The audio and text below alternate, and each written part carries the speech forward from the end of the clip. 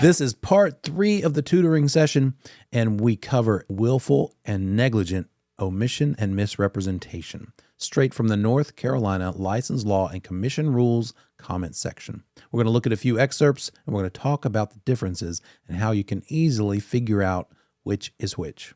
Thanks for joining.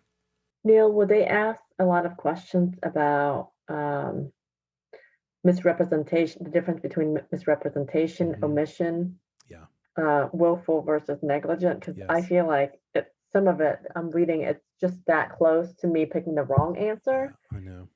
And I just don't know how to definitively. Yeah. Let's take a look.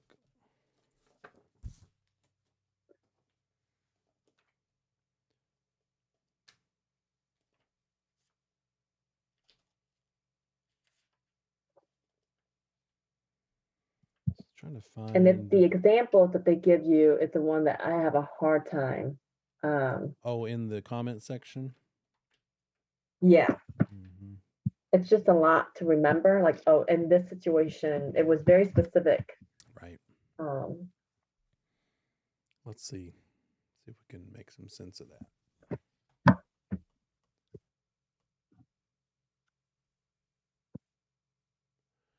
I find that it's helpful when that's happening to, again, think about the misrepresentation versus omission question first. Then figure out if it was willful or negligent. Because sometimes it seems like it's omission, but it's really misrepresentation. So let's see. Let's go on into negligent.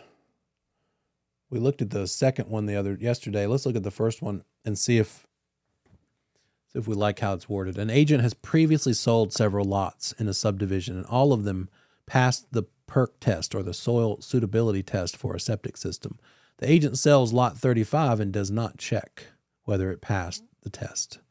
But he tells the buyer that lot 35 will indeed support a septic system when it turns out it won't. It would not pass it. So the agent's conduct may not rise to the full level of willful disregard because he didn't do it on purpose. He just did it because he was slack, lazy. So he was at least negligent by not checking the result, and therefore guilty of negligent because he didn't check and he should have. Misrepresentation because he said, yes, it works. It's good for septic when it really wasn't. Let's look at negligent omission. Here we go. Listing agent lists a house for sale located adjacent to a street that's going to be widened. It's controversial and highly publicized. That means the agent should have a reason to have known about it. The city finalized the decision to proceed with the project, and plans for the widening are recorded. A buyer working with a selling agent. Okay, it says buyer working with a selling agent. Do we know if that agent is a buyer's agent by that line? No. All we know is that the buyer has an agent that's helping them. We don't know the status of their relationship. Is it a buyer agent, or is it a sub-agent to seller helping this buyer? So a buyer working with a selling agent makes an offer to buy the house. The listing agent does not disclose the widening plans to the buyer or selling agent and claims later they were not aware of them. In this situation, both the listing and selling agents are probably guilty of negligent omission because they didn't tell anything. That's the omission part. They didn't even bring it up.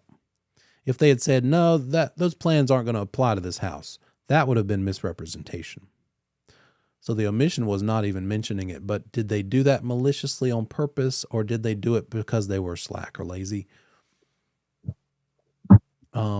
Probably guilty of negligent omission because each should have reasonably known it was recorded. It was in the news. It was highly controversial, publicized. We should have reasonable skill and care. We should be on top of what's happening in our market. All the more reason to go back to, should you work a transaction in a market that's even as little as 50 miles away?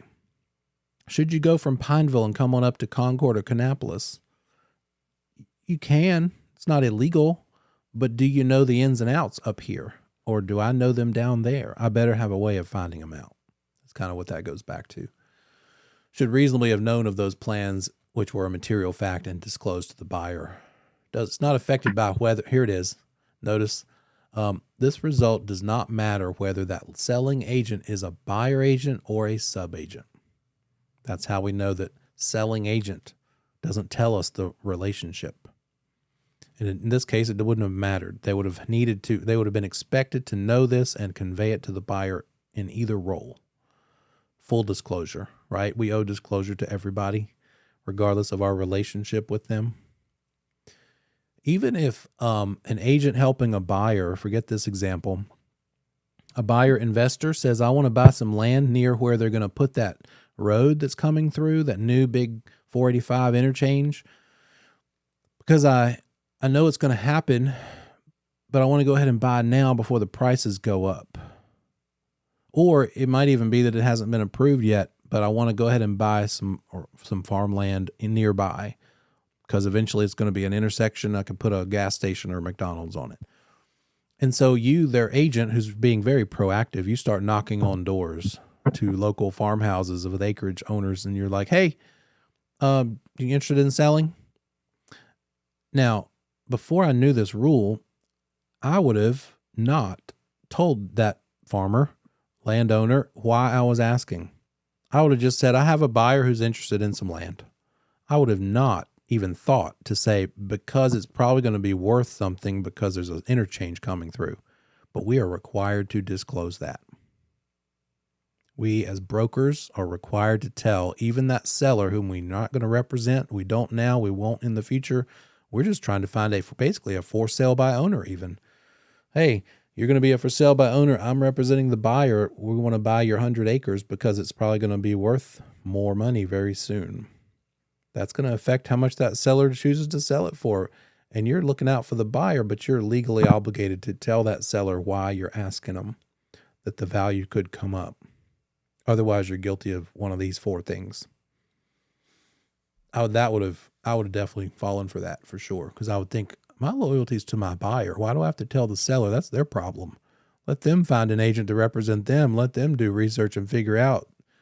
But it's just not the case. That just shows the elevated stature of this fiduciary relationship thing commanded to us by this agency concept. A seller has 30,000 square foot commercial property for sale. Cannot be expanded under zoning laws. Zoning says can only be this big. The buyer wants property in the 25 to 30,000 range, but has told the agent, what kind of agent? That buyer actually has a buyer's agent. Okay, good. That he needs a property that he can expand up to 50,000 or more in the future. Seller does not think to advise the buyer's agent that the property cannot be expanded due to the zoning rules, restrictions, and the buyer's agent doesn't ask about it, although he's aware of the buyer's special requirement need for the going up to 50. If the buyer buys it without knowing about the restriction on the expansion, then the agent is guilty of negligent omission.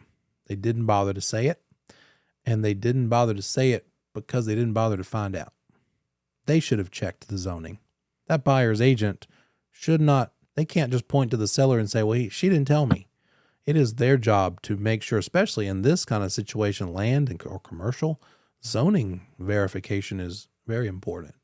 Probably top of the list. Guilty of negligent omission for failing to discover a special circumstance that the agent knew that was important and necessary to that client. So that's negligent omission. Are there any of these examples, Twee, that you saw that were just like, that doesn't help me at all? I totally know what you're talking about, but I'm just wondering if there's anyone in particular. I think it's just like each case I just read over and over again. Yeah. And it kind of and it's one of those where you keep reading it just kind of runs to the same thing. Right. So I think I just need to read a second time and take a break. Do you have them printed out? And this might be a case where it's good to have it printed out and then actually mark it with the pen and locate that part that makes it omission or misrepresentation. Circle it and say, oh, they said the wrong thing, therefore misrepresentation, put an M. Or, oh, they left it out, circle it. Oh, because put O, because they omitted, right? Obviously, because it's under the category, but pinpoint that part of the narrative that made it so. And then figure out Where is the proof in this paragraph that they did it intentionally, willfully, versus negligently? Agent knows that the city has decided to extend water and sewer lines to a subdivision that has been plagued for years by serious water quality and sewage disposal. This will result in an increase in the value of homes in the subdivision. The agent is working with the buyer to buy a house there. Does not tell the seller of the city's recent decision. That's very much like that farmland interchange example, isn't it? The agent has committed a willful omission.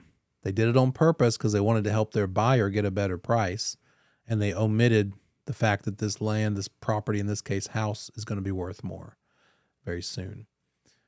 The result is not affected by their status or role in the transaction. They owe this even to the other party on the other side. That's willful omission. Thanks for stopping by.